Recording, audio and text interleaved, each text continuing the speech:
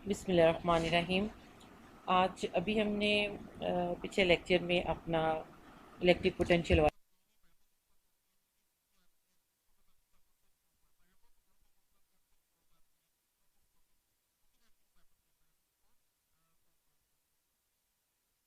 Actually chapter ख़त्म किया था। ठीक है, वो समझें कि हमारी इलेक्ट्रोस्टैटिक से जो एक प्योर इलेक्ट्रोस्टैटिक से रिलेटेड डिस्कशन थी वो वहाँ पर एंड हो जाती है। हमने उस चैप्टर में सीखा या उन चैप्टर्स में जो पीछे हमने इलेक्ट्रोस्टैटिक्स के पढ़े हैं कि आपके पास कुछ मटीरियल चार्ज पार्टिकल होते हैं जिनमें पॉजिटिव और नेगेटिव चार्ज है आपके पास, उनके पास एक प्रॉपर्टी होती है, वो अट्रैक्ट करते हैं, रिपेल करते हैं, and that is because of the electrostatic force. और उस इलेक्ट्रोस्टैटिक फोर्स को हमने फाइंड आउट किया यूजिंग कूलम्स लॉ। फिर वहाँ से हमारे पास एक फर्दर हम आगे थोड़ा सा हमने अप्रोच किया कि आपके पास कहीं पर एक कोई चार्ज पार्टिकल है विदाउट एनी फिज़िकल कांटेक्ट, उसको कैसे पता चलता है कि यहाँ पे कोई एक दूसरा चार्ज मौजूद है जिसको आप उसने अट्रैक्ट करना है, ये रिपेल करना है। तो इस चीज़ से हम एक नए कॉन्सेप्ट हमने एक उसको अप्रोच किया और वो था इलेक्ट्रिक फील्ड का कॉन्सेप्ट।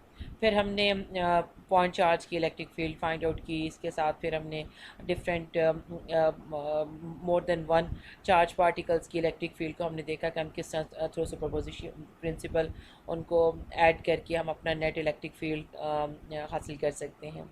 ठीक है, इसके बाद फिर हमने इस अपने कॉन्सेप्ट को थोड़ा सा फर्दर इन्हेंस किया कि हम यहाँ पर अगर अभी तो हमारे पास चार्ज पार्टिकल्स थे, अगर हमारे पास एक्सटेंडेड ऑब्जेक्ट्स आ जाएँ तो हम क्या करेंगे।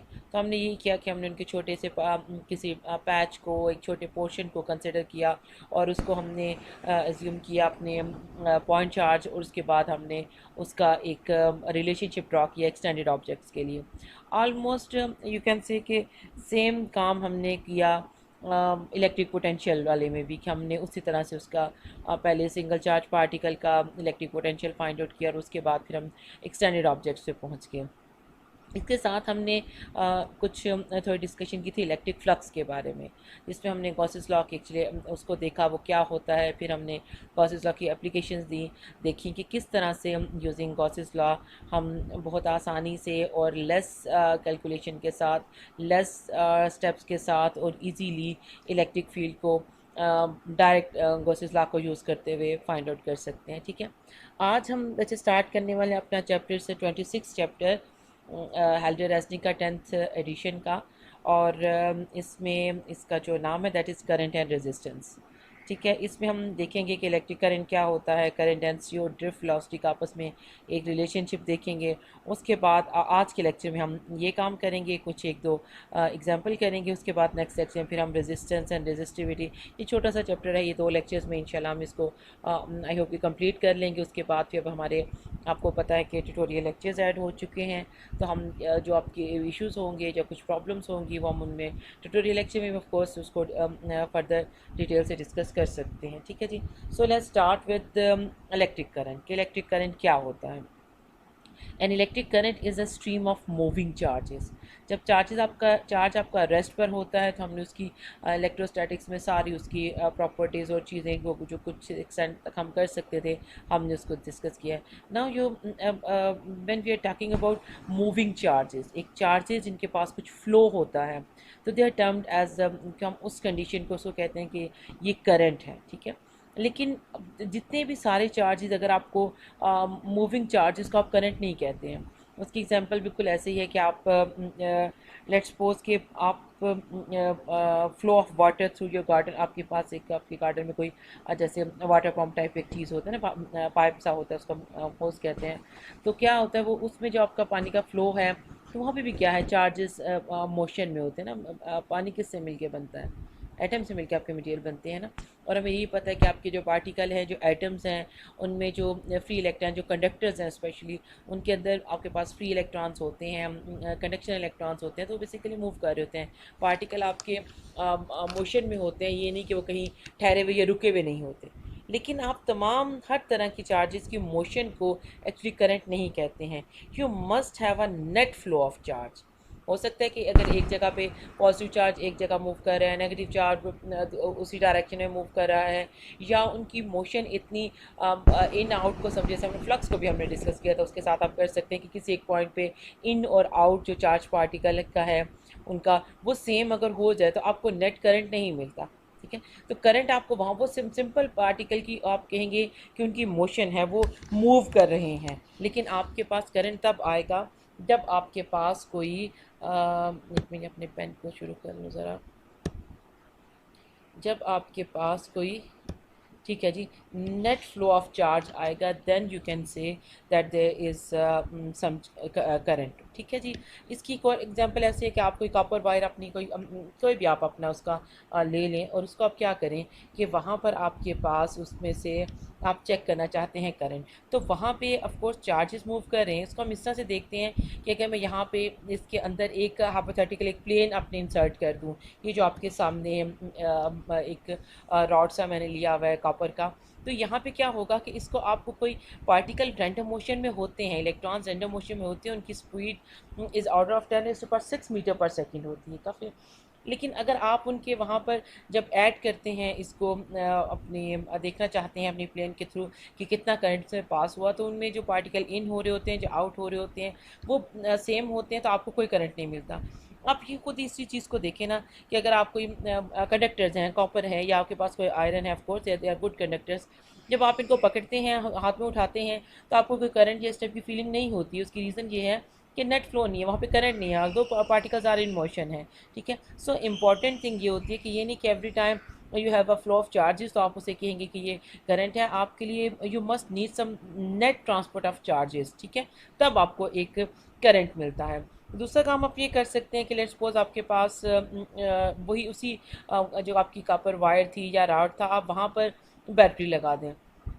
तो अब बैटरी क्या करेगी, बैटरी स्लाइटली उसको बाइस्ड करती है, मींस उसको पुश करती है किसी एक डायरेक्शन में पार्टिकल को। अब क्या होता है इन दिस सिनेरियो, जब आपने बैटरी को सॉरी जब आपने बैटरी पेन कहाँ चला गया भाई, जब आपने बैटरी को यहाँ पे अटैच किया है ये वाला अपने कॉपर वायर के साथ, तो अब आपके पास क्या होगा, यहाँ पर अब आपने पार्टिकल्स को एक तरह से बाइस्ड किया है, उनको फोर्स कर रहे हैं, आप उनको लेके जा रहे हैं खुद इंटेंशनली कि आप ही चाहते हैं कि उनकी ये डायरेक्शन आपने बना दी है। Now they are not in random motion.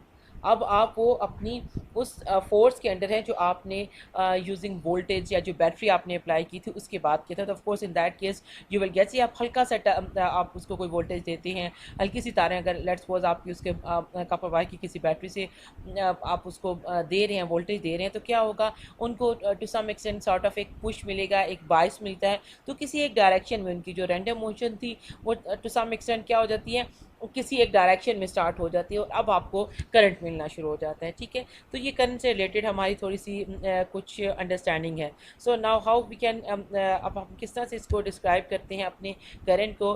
Current is charge पर यूनिट टाइम। ठीक है, किसी टाइम में आपके पास कितना चार्ज वहाँ से गुजरा उसको हम करंट से कहते हैं, और इसको हम इस तरह से शो करते हैं कि आई इज़ इक्वल टू, इसमें थोड़ा प्रॉब्लम ये कि हर बार आपको चूज़ करना पड़ता है जी अपना पेन हर स्लाइड के साथ। ठीक है, ये आपका आई है और इसका रिलेशनशिप चार्ज के साथ है कि I is equal to D Q over D T.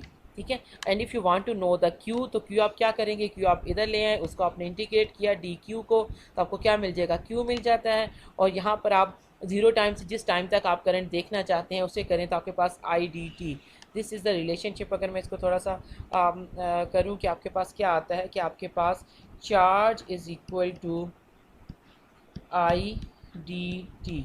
ठीक है, ये रिलेशनशिप हमारे पास चार्ज और करंट का आ जाता है। और अगर आप इसके यूनिट की तरफ देखें तो आपके पास यूनिट क्या मिलना चाहिए, आपका चार्ज का यूनिट क्या होता है जी, कूलम्स होता है, और टाइम का यूनिट क्या होता है, सेकंड होता है। इसको हम कहते हैं कूलम पर सेकंड को हम क्या कहेंगे कि ये हमारे पास करंट का यूनिट है, और इसको हम एक नाम और देते हैं दैट इज़ एम्पियर। ठीक है, सो करंट का आपके पास करंट क्या है, चार्ज पर यूनिट टाइम के जो फ्लो ऑफ चार्ज है पर यूनिट टाइम उसको आप देख रहे हैं, तो वो क्या है आपका करंट है, उसका यूनिट क्या होता है कूलम पर सेकंड, और जिसको हम एक नाम देते हैं that is ampere. So ampere is equal to coulomb per second. ठीक है जी। अगर हम डायरेक्शन की बात करें अपने करंट की, मुझे करंट के अंडरस्टैंडिंग के लिए जो सबसे अच्छी एग्जांपल होती है जिसको मैं समझती हूँ कि उसके बाद आपके लिए करंट को समझना आसान हो जाता है, वो होता है वाटर की एग्जांपल। आपके एक पाइप में से पानी गुजर रहा है, कहीं पर जाके वो पाइप बड़ा हो जाता है, उसका डायामीटर बढ़ जाता है, कहीं पर जाके वो तंग हो जाता है, डायामीटर अगर आप कम कर दें तो क्या होगा, सारे के सारे पानी के पास एक ही पाथ है, उसने वहीं से गुजरना है। तो इसका ये मतलब होगा कि करंट आपका छोटे वाले पाथ में आप देखे थे या बड़े में देखे थे, करंट टोटल वहाँ पर वही गुजरेगा जो कि उसके पास पाथ एक है। अब आप क्या करते हैं, अब आप अपने पानी के पाइप को, आप करंट को भूल जाए, आप सिंपल पानी के अपने पाइप की एग्जांपल देखें कि आपके पास कहीं से पानी आ रहा है पाइप में, ठीक है। अब आप क्या करते हैं, अब आप उस पर दो पाइप और लगा, उसके आगे एक पाइप आपका मेन आ रहा था और वहाँ पर आपने क्या कर दिया, उसके आगे दो लग गए हैं। ये जैसे टी नहीं बनता कि एक आपका पानी का पाइप आ रहा है, उसके आगे दो पाइप और लगे हुए हैं, एक पाइप किसी और जगह पे जा रहे हैं, किधर जा रहे हैं, तो क्या होगा, इक्वल। अगर तो अपने पाइप आपकी इक्वल साइज़ के, तो आपका आधा करंट, आधा पानी उधर चल जाता है, आधा पानी इस दूसरे वाले पाथ में, दूसरे वाले पाइप में चला जाएगा। एग्जैक्टली आपका जो करंट है वैसे बिहेव करता है कि यहाँ से आपका टोटल करंट आ रहा है, अगर आप आगे उसको दो पास देते हैं तो दो पास में डिवाइड हो जाता है करंट, ठीक है। अगर आप इसको वाटर की सेंस के लेके देखें तो आगे भी हम जो भी काम करेंगे तो उसकी अंडरस्टैंडिंग बड़ी अच्छी हो जाती है अगर आप वाटर फ्लो को देख रहे होते हैं, ठीक है। इसी तरह से आप ये देखते हैं कि कोई भी आपका पाथ आप बनाएंगे, लेकिन जैसे ही जहाँ से ब्रांचिंग स्टार्ट होगी वो हाफ हो जाता है। अगर आपका पाथ जो पाथ खुला है वहाँ से ज़्यादा पानी जाएगा, विच मीन्स कि जिस पाथ में आपकी रेजिस्टेंस कम है वहाँ पे करंट ज़्यादा होगी।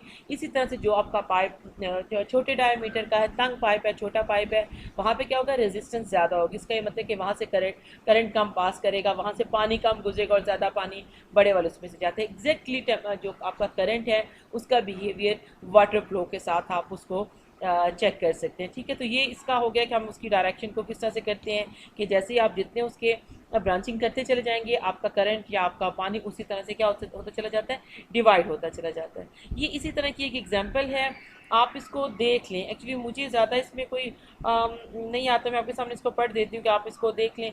ये मुझे एक्चुअली ऐसा लगता है जैसे केमिस्ट्री ज़्यादा है, उसमें फिजिक्स कम आ जाती है, ठीक है। सॉरी मेरा, okay.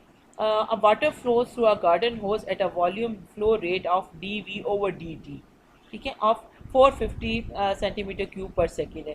What is the current of negative charge. अब इस चार्ज तक पहुंचने के लिए हमें एक्चुअली पहले करंट फाइंड आउट करना होता है। करंट फाइंड आउट करने के लिए आप चार्ज पर इलेक्ट्रॉन देखेंगे इंटू इलेक्ट्रॉन पर मॉलिक्यूल देखेंगे और मॉलिक्यूल पर सेकंड देखेंगे, ठीक है। आपके पास क्या है, जो वाटर का फ्लो है, मॉलिक्यूल पर सेकंड आ जाता है, तो आप फिर वापस आपने कहाँ तक इसको करना होता है, चार्ज पर इलेक्ट्रॉन तक आपने यहाँ पर जाना होता है, ठीक है जी। ये आपकी चीज़ आ गई। उसके बाद आपने क्या करना है, आपने डी वी और डी टी लिखना है। तो इस एग्जाम्पल को अगर आप देख लें तो आपको एट द एंड आई मिल जाएगा in terms of this one, but आप चाहें तो इसको छोड़ भी सकते हैं, इसमें कोई ऐसी स्पेशल इन्फॉर्मेशन नहीं है एक्चुअली, जस्ट वही आप जो मालिक्यूल और मोल वगैरह चीज़ें पढ़ चुके हैं उनकी है, तो इसलिए बेटर अगर बहुत से लोगों को उसका नहीं पता चलता तो आप उसको छोड़ सकते हैं। ओके जी। अब हमारे पास एक नया कॉन्सेप्ट आता है, वो है इलेक्ट्रिक करंट डेंसिटी का। बहुत सी जगहों पे हम करंट यूज़ करते हैं और कहीं पर हमारी ये होती है कि हम वहाँ पे करंट डेंसिटी को प्रेफर करते हैं। अब करंट डेंसिटी और करंट का आपस में क्या रिलेशनशिप होता है वो आपके सामने यहाँ पर मौजूद है कि I is equal to J dot D A. ये इस तरह से हम इसको रिलेट करते हैं इसके साथ। अगर आपका जे, ये D A is your vector area, you know what is your vector area.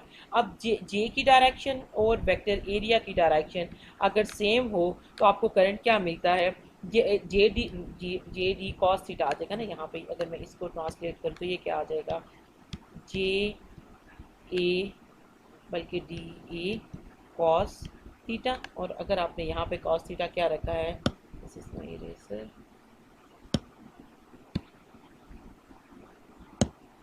ये आपका कॉस थीटा था, यहाँ पे थीटा इन दैट केस अगर ये दोनों पैरेलल हैं, जे बी और डी ए भी, करंट डेंसिटी भी, और करंट डेंसिटी क्या है, वो करंट का ही डेंसिटी है, तो उसकी डायरेक्शन वही होती है जो करंट की होती है, और साथ में डी ए, तो यहाँ पर आप ये क्या आ जाएगा, ज़ीरो, जिसका ये मतलब होगा कि ये टर्म आपकी किसके बराबर हो जाएगी, 1 के, तो आपके पास क्या आ जाएगा, जे डी ए, ठीक है। और फिर हमने आगे इसको भी किया हुआ है कि जब आप जे इज़ अ कॉन्स्टेंट उसका बाय निकाल देंगे, ये जो टर्म है आपकी किसके बराबर आ जाती है, टोटल एरिया के, ये जो टर्म है, ठीक है, इंटेग्रल डी ए के साथ, तो आपको क्या मिल जाता है, जे ए।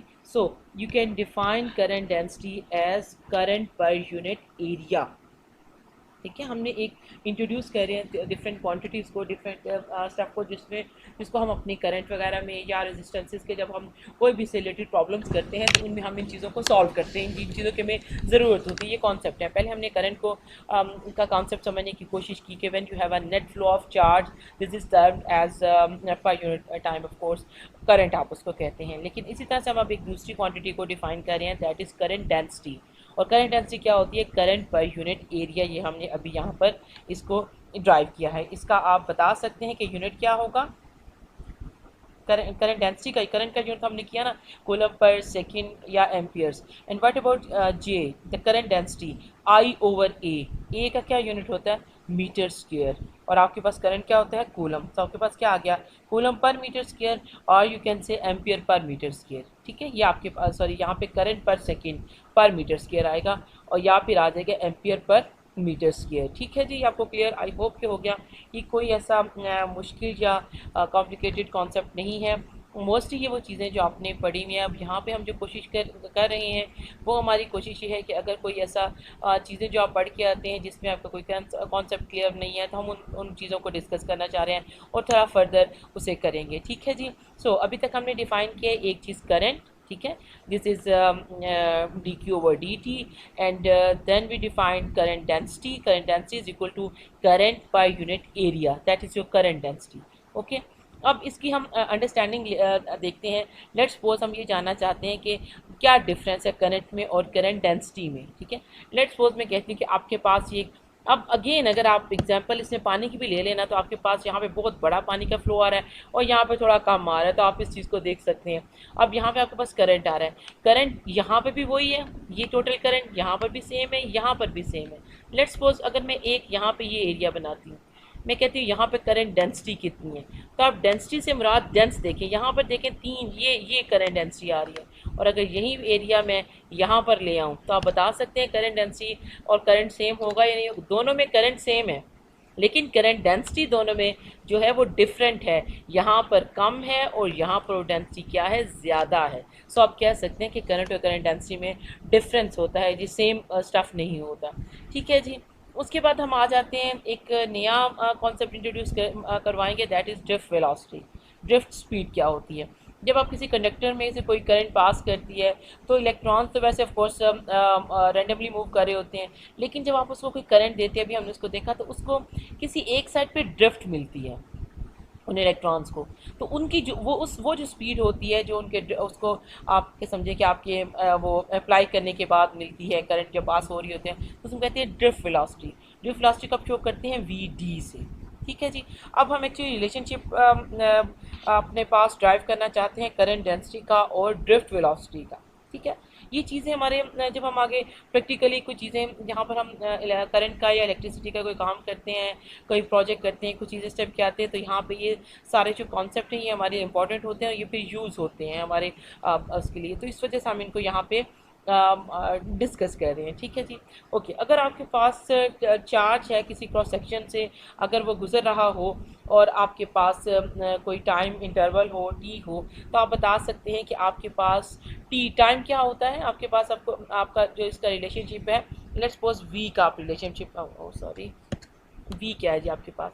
वी क्या होता है? आपका जो भी आपकी कोई स्पीड है, वो इसको मैं कह देती हूँ एस कह देती हूँ, या जो भी आपकी जितना आपने डिस्टेंस तय किया पर unit time, that is your T. ठीक है, और अगर जिसकी आप जो इलेक्ट्रॉन की जो आप स्पीड देख रहे हैं, जो आप डिस्टेंस देख रहे हैं, अगर आपके पास वायर एल है, उसकी लेंथ है यहाँ से लेके यहाँ तक आप उनको देख रहे हैं, तो एस की जगह पे आप क्या कर देंगे? एल कर देंगे, पर यूनिट टाइम है।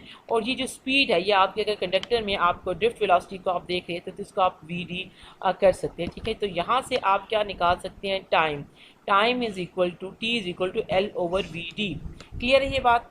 ये पॉइंट आप अपने यहाँ पे मैंने सिंपल क्या किया? वेलोसिटी का एक सिंपल फार्मूला लगाया। वेलोसिटी क्या होता है? जो भी आपका डिस्टेंस होता है per unit time, that is termed as your velocity. तो यहाँ पे डिस्टेंस आपका क्या था? जो आपकी लेंथ ऑफ वायर है, दैट इज एल।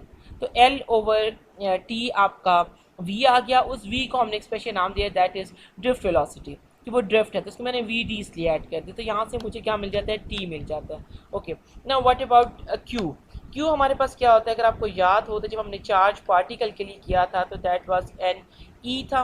ठीक है। अब ये n क्या था, एक ही चार्ज है, नंबर ऑफ चार्ज था। अब यहाँ पे ये जो n है that is basically number of carriers per unit volume. तो ये वॉल्यूम कैसे बनेगा, ये आपका n, ये आपका area, this is your length. और ये देखिए ना, अगर आपके पास बच्चे, मैं यहीं पे बनाना चाहती हूँ कुछ, लेट्स सपोज कीजिए आपका वायर है, इसका ये वॉल्यूम और ये इसका कुछ होगा, इसमें नंबर ऑफ चार्जेस, और इसी तरह से आप कोई बड़ा अगर ले लें उसका साइज़ उसका वो डिफरेंट होता है ना, इस वजह से हम इन दोनों चीज़ों को इसके अंदर ऐड करते हैं। तो Q is equal to NaLe, this is Q, and now what is your current, Q over T।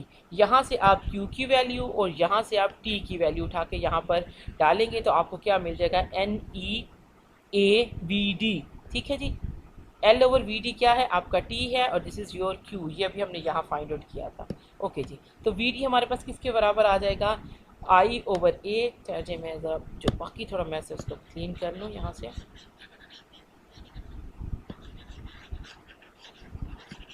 Okay जी, तो हमारे पास VD क्या बचेगा, VD को यहीं रहने दें आप यहाँ पर जहाँ पर मौजूद हैं, और बाकी सारे टर्म्स I वाली साइड पर ले जाएं। तो I over NaE, this is your VD, और ये जो चीज़ है I over A that is J।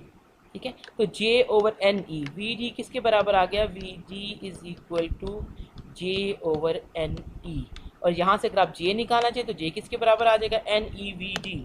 ठीक है जी, so this is just a relationship between, first of all हमने करंट और चार्ज का रिलेशनशिप फाइंड आउट किया, that is I is equal to D Q over D T. उसके बाद फिर हमने फाइंड आउट किया करंट डेंसिटी का relationship with current, that is J is equal to current per unit area. ठीक है, अब हम यहाँ पे उसको ड्रिफ्ट वेलोसिटी के साथ रिलेट कर रहे हैं कि ड्रिफ्ट वेलोसिटी और जे का क्या आपस में ताल्लुक होता है, जे इज इक्वल टू NeVD। ठीक है जी, ये हमारे पास हो गया। अब हम इससे रिलेटेड एक हमारे पास एग्जांपल है, मैं उसको सॉल्व करती हूँ आपके साथ। और उसके लिए आई थिंक बेटर ये है कि मैं अपने माइक्रोसॉफ्ट कोड की तरफ चली जाऊँ ताकि हम उस पर अपना जो प्रॉब्लम है उसको सॉल्व कर लें। ठीक है जी, ओके जी, अब हम एक क्वेश्चन करते हैं जिसमें हमने एक्चुअली करंट डेंसिटी को यूज़ करना है और करंट फाइंड आउट करना है। The current density in a cylindrical wire of radius R is equal to 2 mm is uniform across cross section of the wire, and as J is equal to 2 into 10 is to power 5 ampere per metre square. अब इसमें क्या है कि आपके पास एक cylindrical wire है, wire basically cylindrical ही होती है वैसे तो, उसका रेडियस 2 mm है। ठीक है, और वो यूनिफॉर्म दी उसके, अगर आप क्रॉस सेक्शन से मुराद ये है कि आपके पास एक लेट्स सपोज एक वायर है, आप उसको दरमियान से काट दें और फिर उसके अंदर वाले पोर्शन को देखें, या आप समझें कि एग्जांपल क्या है कि आप अपने पास एक पेपर को रोल करें, एक कागज़ को, जैसे हमने पहले भी एक एग्जांपल में इस तरह सा काम कर चुके हैं, अपनी एक बुक, आप नोटबुक से एक पेज लें, उसको रोल करें। रोल करने के बाद जो आपको सामने, आप उसको जो हॉलो वाली साइड पे अंदर देख रहे हैं, या तो आप उसको वहाँ से कट करें या समझें कि यही आपने कट किया, तो आपके पास जो पोर्शन, आप एक तो हो गया ना गोल आपकी साइड होगी जो आपको सामने आपको नज़र आएगी, दूसरा जो पोर्शन जो ओपन है दोनों साइडों से, अगर वहाँ से आप अंदर झांकते हैं, which means you are looking at the cross section of the wire, वहाँ पे जब आप उसको देखते हैं तो आपको ये लगता, आपको पता चलता है कि उसमें जो करंट डेंसिटी है दैट इज़ यूनिफॉर्म और उसकी वैल्यू गिवन है जे। ये क्वेश्चन बेसिकली दो पार्ट्स में है कि एक में आप जे को यूनिफॉर्म लेके सॉल्व करेंगे क्योंकि आसान होता है यूनिफॉर्म को ट्रीट करना, और दूसरे क्वेश्चन में आप क्या करेंगे, आप अपने जे को लेंगे, वेरिएबल लेंगे, मतलब चेंज होता हुआ लेंगे उसको, तो उसके साथ फिर हम उसको करेंगे। अभी हम यूनिफॉर्म के साथ करते हैं। What is the current through the outer portion of the wire. अब आपको करंट चाहिए, कहाँ चाहिए, आउटर पोर्शन में चाहिए है, between distances R/2 and R। ठीक है जी, अब आप थोड़ा सा अपनी फिगर की तरफ आते हैं और इस पर आप गौर करेंगे कि वो कहता है ये है कि आपके पास एक वायर है, ये रेडियस की, ठीक है, बाहर वाला जो है ये आपके पास एक वायर है, उसका ये रेडियस है। अब आपने जो फाइंड आउट करना है करंट, वो फाइंड आउट करना है आपने इस पोर्शन में, आउटर पोर्शन में। वो उसने आपको बताया है कि अगर आपके पास दो, लेट्स सपोज रेडियस को आपने उसने डिवाइड किया कि ये जो पोर्शन है ये आपने फाइंड आउट करना है, इसमें आपने करंट फाइंड आउट करना है, बाकी जो भी वैल्यूज़ आपके पास गिवन है। ठीक है जी, और ये किस तरह से होगा, इस तरह से होगा, लेट्स सपोज कि अगर आपके पास आर है, इसका रेडियस r है, ठीक है। तो इसका क्या आपका आंसर आएगा जी? आपके जब इसको आपको करेंगे, इसका एरिया क्या होता है, आपको एरिया चाहिए ना। अच्छा मैं कलर चेंज करना चाह रही हूँ। एरिया किसके बराबर है, अगर आप बाहर वाले उसका देखें, that is pi are square, ठीक है जी। अंदर वाला जो आपका रेडियस है, इसका क्या एरिया निकलेगा, इसको मैं ए कह देती हूँ, इसको मैं A1 कह देती हूँ, इसको A1 कहती हूँ, इसको A2 कह देती हूँ, ठीक है। बी एरिया क्या निकलेगा, पाई r/2 होल स्क्वायर, यही होगा ना, ये क्या आ जाएगा, पाई आर स्क्वायर ओवर 4, यही आएगा ना इसका। ठीक है जी, ये आ गया। अब आपको क्या मिल गया, एक आपको ये वाला एरिया है आपके पास, वो ये है pi are square, pi are square, ठीक है। एक आपके पास अंदर वाला एरिया है, ठीक है, ये क्या था, पाई आर स्क्वायर ओवर 4, और आपको ये डिस्टेंस चाहिए ये वाला, विच मीन्स कि अगर आप ये पूरे इस वाले में से इसको माइनस कर दें तो आपको क्या मिल जाएगा, ये वाला पोर्शन मिल जाएगा, ठीक है ना। इस वाले पोर्शन में ये चीज़ भी शामिल है ना, तो अगर आप इसको यहाँ से निकाल दें तो आपको क्या, जो बाकी एरिया आपके पास होगा वो ये वाला आपके पास बच जाएगा, ठीक है जी। सो मुझे क्या करना है, अब अपना एरिया फाइंड आउट करने के लिए, why I am interesting in area,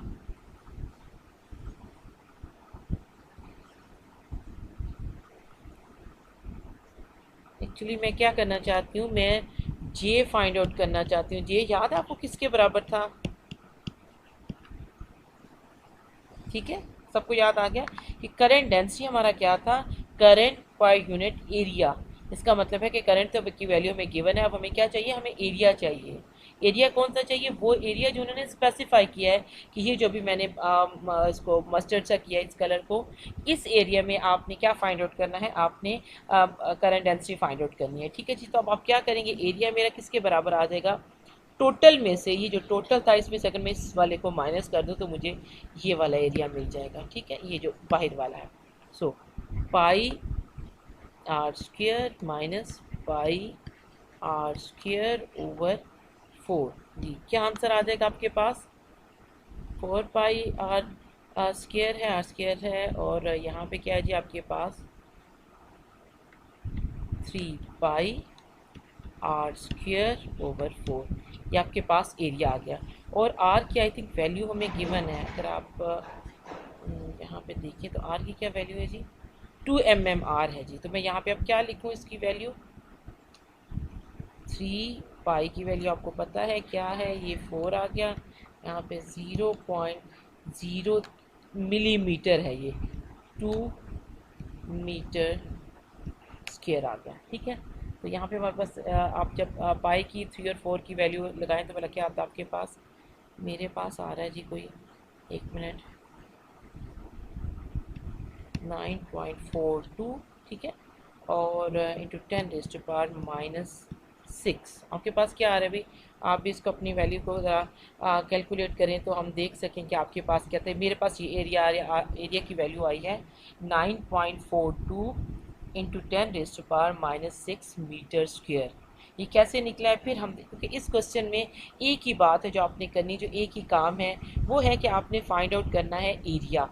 तो कैसा आपका एरिया आपके पास, ये एक आपको बड़ा सर्कल दिया गया है, एक ये है, वो कहते हैं कि ये r/2 है, और ये सर्कल यहाँ से लगाते हैं दैट इज़ r है, और कहते हैं कि इन दोनों के दरमियान का जो आउटर पोर्शन है ये वाला, ये इस सारे पोर्शन में जितना आपका करंट डेंसिटी या करंट है आपने वो फाइंड आउट करना है, ठीक है। तो उसका क्या है कि इस पूरे में से आप अंदर वाले को माइनस कर दें तो आपको आपका रिक्वायर्ड एरिया मिल जाएगा।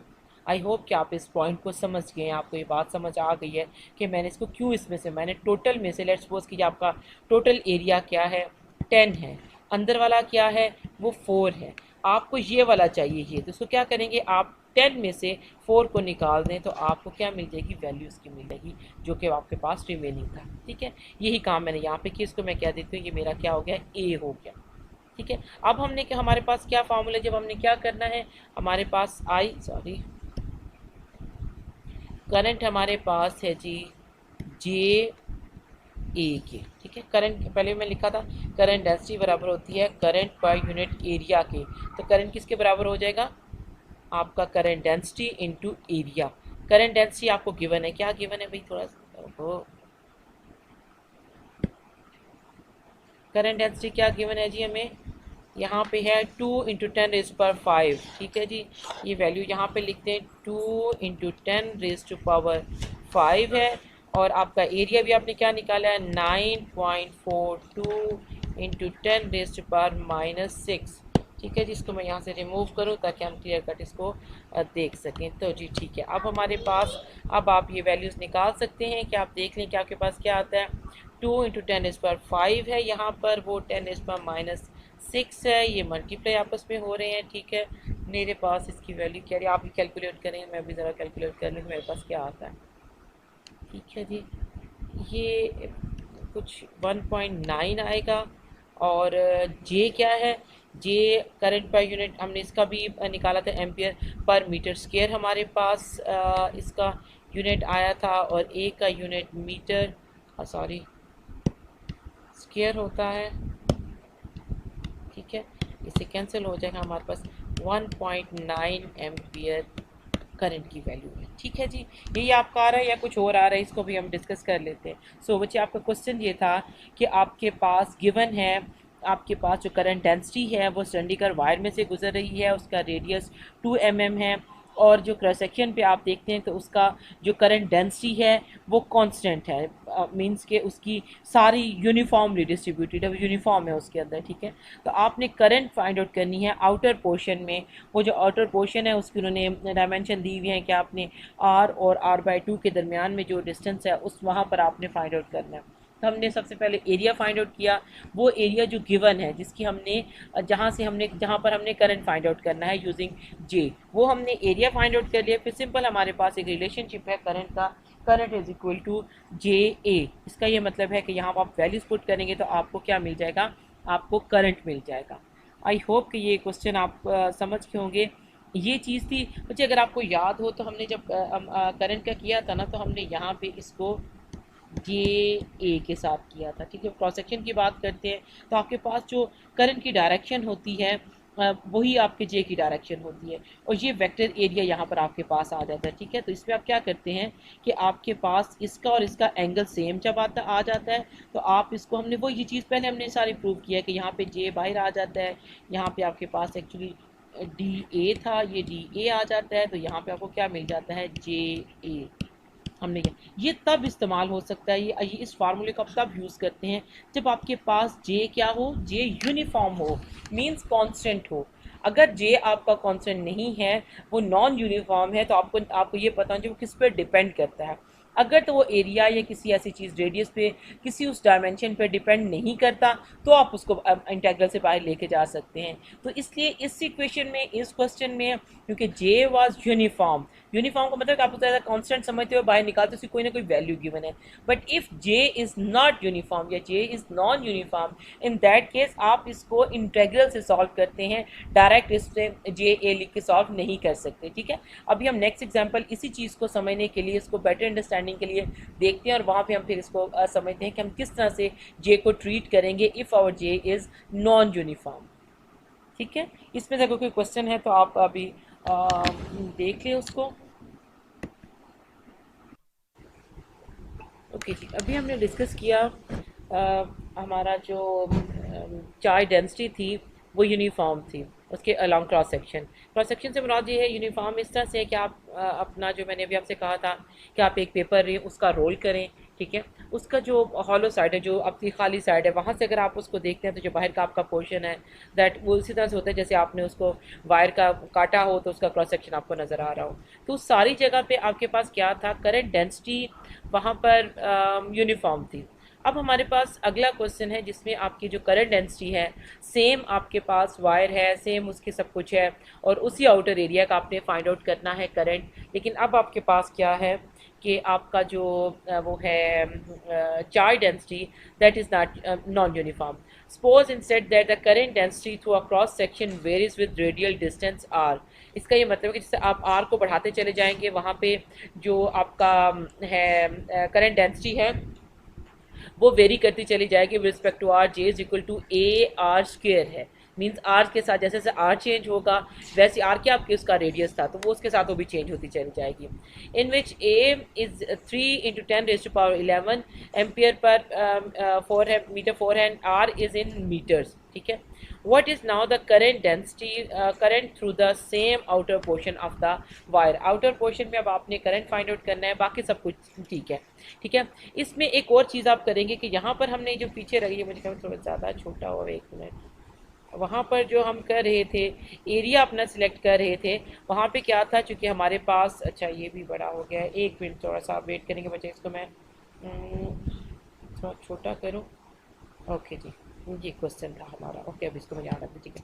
जो हमने वहाँ पे अपना सर्कल लिया, जो वायर ली थी, इसको हमने डिस्कस किया था। उसकी रीज़न ये थी कि यहाँ पे ये थे कांस्टेंट था, उसके यूनिफॉर्म था, तो हमने सिंपल एरिया फाइंड आउट कर लिया। लेकिन अब इस वाले केस में हमारे लिए स्टोरी थोड़ी डिफरेंट हो जाएगी। अब हम क्या करेंगे, जब वेरिंग है, नॉन यूनिफॉर्म है, तो इसका ये मतलब है कि अब हम इसकी इंटीग्रेशन करेंगे। अब हम क्या करेंगे, किसी एक आर पे हम इसको फाइंड आउट करेंगे और फिर हम थ्रू उसको क्या कर देंगे, इंटीग्रेट कर देंगे। और इंटीग्रेशन करते अब हम देखेंगे कि हम हमें कौन से एरिया पर इंटीग्रेट करना है। चलिए मैं पहले इस क्वेश्चन को स्टार्ट करती हूँ, फिर हम इसको आगे देखते हैं कि हमारे पास आई हमने फाइंड आउट करना है, I is equal to J dot D A, ठीक है जी। ये आपके पास आ रहा है, क्योंकि डायरेक्शन उसकी उसी के अलॉन्ग है, इसलिए आप इसको लिख सकते हैं जे डी ए कॉस थीटा, यहाँ पे 1 आ जाएगा, क्योंकि ये आपका जब आप अपनी क्रॉस सेक्शन को, पेपर को अगर कट करते हैं, क्रॉस सेक्शन वायर को अगर काटते हैं उसमें, तो क्या होता है, उसका जो करंट की डायरेक्शन है वो भी टुवर्ड्स, लेट्स सपोज कि आपने उस पेपर को अपनी तरफ रखा हुआ है, उसका क्रॉस सेक्शन आप उसको देख रहे हैं ऊपर से, तो वो भी टुवर्ड्स यू होगा। और जो उसकी वेक्टर की डायरेक्शन है, ऑफ कोर्स आप चूँकि सरफेस की बात कर रहे हैं, तो सरफेस से भी क्या हो जाएगा, उसकी डायरेक्शन भी आपकी तरफ होगी, वेक्टर एरिया की डायरेक्शन की बात कर रही हूँ, ठीक है। तो ये डी ए आ जाएगा। अब देखें गिवन जे, अब आप इसको बाहर नहीं निकाल सकते, आपको ये नहीं आइडिया कि जे किस चीज़ पे डिपेंडेंट है, अनलेस एंड अनटिल कि आप जे की वैल्यू यहाँ पर लिखें, ठीक है। जे की जी हमें हमारे पास वैल्यू गिवन है AR², आई थिंक यही था। अब डी ए की बात करते हैं, ये वही डी ए है जब हमने उसको डिस्कस किया था, अपनी चार्ट डिस्क को हमने डिस्कस किया था, तो वहाँ पे हमने क्या किया था कि ये हमारे पास टोटल एरिया, इसका हमने एक बारीक सा, समझे कि छोटा सा हमने एक चंक सा लिया है, उसको अपने स्मॉल पोर्शन इसका ले लिया, वो स्मॉल पोर्शन का डी ए, यानी कि टोटल एरिया नहीं है, डी ए किसके बराबर होगा, वो होगा 2 पाई, ये उसका कर्वेचर हो गया, यहाँ पे क्या होगा, ये आर हो गया, यहाँ पे डी आर, ठीक है। एरिया में आपको 2 चीज़ें चाहिए होती हैं, तो यहाँ पे क्या आ जाएगा, 2 पाई आर है और ये उसका स्मॉल पोर्शन है, ठीक है। ये आ गया यहाँ पे। अब डी एक ये जो चीज़ है, ये 1 मिनट, इसको मैंने इसकी जगह पे लिखा है, ये मैंने इसकी जगह पे लिखा है, ठीक है। अब आप देख सकते हैं कि A is constant, a constant है तो उसको आप बाहर ले जाएंगे। अब दूसरी बात इंपॉर्टेंट आती है कि आपके पास, चलिए मैं अंदर देखते हो कि 2 पाई भी कांस्टेंट है। 1 मिनट, अगर मैं इसको भी यहाँ से बाहर निकाल दूँ, ठीक है। 2 पाई ए आपके पास बाहर आ गया, अंदर आपके पास क्या बच गया है, R³ अब बच्चा आपने इसको करना है इंटीग्रेट, ठीक है। और आप इसको किस तरह से इंटीग्रेट करेंगे, आप जब आपको इंटीग्रेशन आप करेंगे तो ऑफ कोर्स आपको साथ में क्या चाहिए, उसकी लिमिट चाहिए। लिमिट अब क्या है, हमारा क्वेश्चन कहता है for the same outer portion, outer portion क्या था, आर बाई, अच्छा मैं इसको ज़रा दोबारा बनाऊं, ठीक है। ये था अंदर वाला क्या है आपका R/2, बाहर वाला टोटल आपका R है। आपने इस एरिया में फाइंड आउट करना है उसका, तो आप क्या करेंगे, आपकी जो इंटीग्रेशन है अब कहाँ से कहाँ होगी, R/2 से R तक, ठीक है। इस बात को समझें आपके किस तरह से आपका आ रहा है कि अब आपने उस आउटर पोर्शन को इस तरह से डिस्क्राइब करना है कि आपके पास, अब आप इंटीग्रेशन में उसको लाएंगे कि आप उस पोर्शन से लेके उस पोर्शन तक सिर्फ उसको इंटीग्रेट करेंगे जहाँ पर आपका रिक्वायर्ड एरिया आ जाए। जब आपके पास जे कांस्टेंट था, यूनिफॉर्म था, means it behaves like constant, तो आपने इसको इंटीग्रल से बाहर निकाल दिया और इंटीग्रल किया डी ए पे, तो आपको टोटल एरिया मिल गया। और वो टोटल एरिया आपके पास आपने निकाल लिए। लेकिन अब यहाँ पे आपके पास जो सिचुएशन है वो ये है कि जे इज़ नॉन यूनिफॉर्म। अगर वो नॉन यूनिफॉर्म है तो आपको उसको सॉल्व करना पड़ेगा विद एन इंटीग्रेशन। तो इसकी जो सारी स्टोरी है जो पहले एक क्वाइट सिंपल हो गई थी जे के यूनिफॉर्म होने की वजह से, अब वो उसकी वजह से कॉम्प्लिकेटेड हो गई है। ठीक है जी। अब हमारे पास क्या आ गया, अब आपको इसकी इंटीग्रेशन आती होगी। आई होप सो कि आपके पास ये आ जाएगा, सॉरी, आर की पावर 4। ठीक है जी, ओवर 4, 4 ओवर 4 आएगा या नहीं आएगा भाई, ये थोड़ा कंफर्म कर लें आप लोग। आपको अगर याद हो तो आपको पता चल जाएगा कि यहाँ पर क्या आएगा। मेरे हिसाब से तो ये आता है, यहाँ पर ए भी आ रहा है। ठीक है जी, 2 पाई ए, यहाँ पे क्या आ जाएगा, R4। ठीक है, इस 4 को भी मैं क्या करती हूँ, कॉमन है ना, बाई कर लेती हूँ। यहाँ पे आ गया मेरे पास R4 माइनस R/2, ये 4। ठीक है जी, क्लियर हो गई ये बात आपको या नहीं हुई, या इसमें कोई इशू है? यहाँ पे क्या आ जाएगा आपके पास, पाई A/2, मैंने इस 2 को इससे कैंसिल कर दिया है। यहाँ पे अंदर आपके पास क्या आ रहा है, R4। यहाँ पे क्या आ रहा है जी, माइनस R4। नीचे क्या आएगा, कोई बताएगा मुझे? 16 आएगा, 12 आएगा, 2 आएगा, 8 आएगा, क्या चीज़ आएगा? कोई आप इसे सॉल्व कर सकते हैं? ठीक है जी। अब अगर आप इसको फर्दर सॉल्व करें तो आपके पास क्या चीज़ आ जाएगी जी, आप चाहें तो आर की वैल्यू, आपको पहले पिछले वाले क्वेश्चन में आर की वैल्यू गिवन थी। ठीक है, आप आर की वैल्यू उसके अंदर पुट कर सकते हैं कि आप आर की क्या वैल्यू है। मेरे ख्याल में 2 mm आर की वैल्यू, तो आप चाहें तो यहाँ पर भी आर की वैल्यू लगा सकते हैं, या आप इसको सॉल्व कर लें। क्या आप करेंगे, 16 R4 आ जाएगा, माइनस क्या आ जाएगा आपके पास, R15 आ जाएगा। तो क्या आएगा आपके पास basically, pi A, this is A. ठीक है, यहाँ पे आपका 2 है, इधर आपका क्या आ जाएगा, 16 R4 minus R4 over 16 which is equal to pi a over 32, और यहाँ पे क्या आ जाएगा, 15R4। इसमें भी आप वैल्यू लिख लें। पाई की वैल्यू आपको पता है, 32 को 32 से डिवाइड हो जाएगा। ए की वैल्यू बचा गिवन थी, वो क्या था, आप अगर मुझे थोड़ा याद करवाएं, आपके पास भी नहीं होगा, मेरे पास ही है ये। A is 3 into 10 raise to power 11, 3 into 10 raise to power 11। ठीक है जी, 3 इंटू 10 रेज टू पावर 11 ये आ गया, और 15 को मैं यहाँ लिख दूँ। आर मेरे पास 0.0002 और ये 4, ये चीज़ थी ना हमारे पास। अच्छा, एक ज़ीरो मैंने ज़्यादा लगा दिया, ये मिली में था। ठीक है, इसको मुझे देखने दें, 0.02, इसका आपने 4 करना है। अब ज़रा आप इसको सॉल्व करें, ये इसकी पावर 4 लेनी है, ये 10⁻11 है। इसको ज़रा आप अपने पास कैलकुलेट करें और मुझे बताएं कि आपके पास क्या आंसर आ रहा है। आपने करंट फाइंड आउट करना है। ठीक है जी, मैं भी इसको थोड़ा कैलकुलेट कर लूँ कि मेरे पास इसका क्या आंसर आ रहा है। मेरे पास ये आंसर आ रहा है 7.1 एम्पियर। ठीक है जी, अब आप इसको अपने से इसको कंपेयर करें, और यहाँ पर सबसे जो इम्पोर्टेंट बात है, आप इसके यूनिट्स को भी चेक करेंगे कि आपके पास यूनिट वो आ रहा है या नहीं आ रहा। अगर आपने गौर किया होगा तो ए का यूनिट बहुत डिफरेंट सा था, वो खैर आप बाद में उसको चेक कर सकते हैं। ये जो आपके पास स्लाइड्स हैं उसमें ये क्वेश्चन सॉल्व आपके पास मौजूद हैं, आप वहाँ से भी उनको चेक कर सकते हैं, उनको टैली कर सकते हैं। ठीक है जी, अब हम देखते हैं, अब मैं थोड़ा सा अभी ये हमने यही काम करना था। अब मैं जस्ट आपको एक दफ़ा फिर इस क्वेश्चन को थोड़ा सा आपके लिए वो करती हूँ, रिकैप उसका लूँ कि सबसे पहले जो हमारा ये क्वेश्चन था हमारे पास कि हमने क्या करना था आपके पास। अच्छा, ये फिगर भी मुझे थोड़ी सी क्लियर करनी चाहिए, बहुत ही मस्त बना हुआ है यहाँ पे। तो ओके जी, ये हमारा क्वेश्चन था, इसके 2 पार्ट थे। पहला ये है कि आपने करंट फाइंड आउट करना है using current density. Current density और करंट का हमारे पास क्या रिलेशनशिप था, I is equal to I over A था। ठीक है, ये जो आई ओवर ए था ना। तो अब यहाँ पे क्या करना है, हमारे पास एक सर्कल, एक वायर गिवन है, कॉपर वायर कोई दी हुई है, और उसमें से आपको चार्ज डेंसिटी गिवन है, दो आपने काम करने हैं। पहला ये कि आपकी चार्ज डेंसिटी क्या है जी, यूनिफॉर्म है। यूनिफॉर्म के केस में लाइफ आपकी आसान है कि आपको पता है कि दोनों की जो वेक्टर हैं, जो उनकी डायरेक्शन है, वो एक दूसरे के पैरेलल है। यहाँ से समझें कि टुवर्ड्स यू आ रही है, अगर आपने देखो तो यहाँ से ऊपर है, टॉप पर जा रही है, ठीक है। अगर आपके पास स्ट्रेट ये आपके टेबल पे पड़ा हो तो ये टॉप पे जा रही है। अब इसकी डायरेक्शन, करंट भी इसी डायरेक्शन में है, और आपका जो वेक्टर एरिया इस सरफेस का वो भी किधर है, टॉप की तरफ जा रहा है। तो दोनों का जब एंगल सेम है तो आप सिंपल जे ए करके आपने इसकी वैल्यू फाइंड आउट कर ली थी, ठीक है। करंट आपने फाइंड आउट कर लिया, करंट आपने फाइंड आउट कर लिया जे ए के साथ, ठीक है। अब अगला क्वेश्चन, इसमें सिर्फ जो करने वाली बात थी वो ये थी कि आपने ये पोर्शन था ना, इसको फाइंड आउट करना था। तो आपने क्या किया, सारे एरिया में से ये वाला चंक आपने निकाल दिया, तो ऑफ कोर्स आपको बाकी ये वाला एरिया मिल जाता है, ठीक है। ये आसान था।